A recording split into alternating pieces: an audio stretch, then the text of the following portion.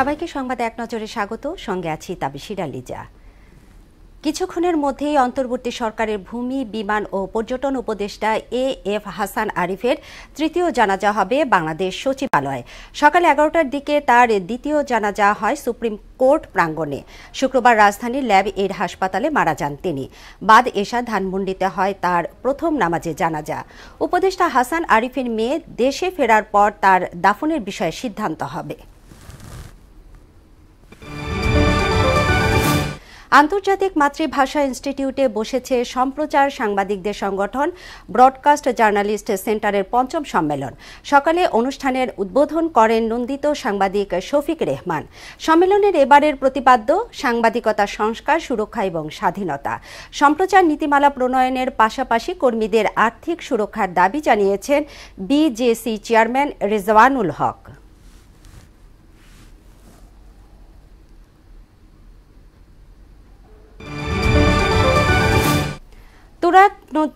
টঙ্গীর তুরাগ নদের উপর ঢাকা ময়মনসিংহ মহাসড়কের একটি বেইলি ব্রিজ ভেঙে পড়েছে। ভোরে এ ঘটনা ঘটে। পুলিশ জানায় বেইলি ব্রিজ ভেঙে একটি ট্রাক নদীতে পড়ে যায়। এতে কেউ হতাহত হয়নি। ঢাকা ময়মনসিংহ মহাসড়কের আবদুল্লাপুর থেকে টঙ্গী স্টেশন রোড পর্যন্ত ময়মনসিংহগামী লেনে যানবাহন চলাচল বন্ধ রয়েছে। এই লেনের যানবাহন কামারপাড়া রোড হয়ে চলাচল করছে।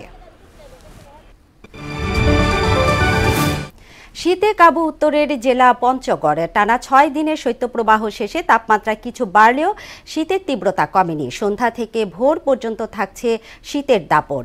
এরপর সূর্য উঁকি দিলে খানিকটা স্বস্তি ফেরে। আজ ভোর ৬টায় তেঁতুলিয়ায় 10.৪ ডিগ্রি সেলসিয়াস তাপমাত্রা রেকর্ড করা হয়েছে।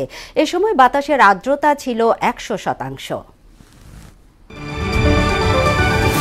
ইসরায়েলি হামলায় গাজা উপত্যকা জুড়ে ২৪ ঘণ্টায় আরও ৭৭ জন নিহত এবং ১৭৪ জন আহত হয়েছে। এ অঞ্চলে ৯৬% নারী এবং শিশু শীতে তাদের মৌলিক পুষ্টি চাহিদা মেটাতে অক্ষম বলে জানিয়েছে ইউনিসেফ। এদিকে রাশিয়ার কুরস্ক অঞ্চলে প্রাণঘাতী ক্ষেপণাস্ত্র হামলা চালিয়েছে ইউক্রেন।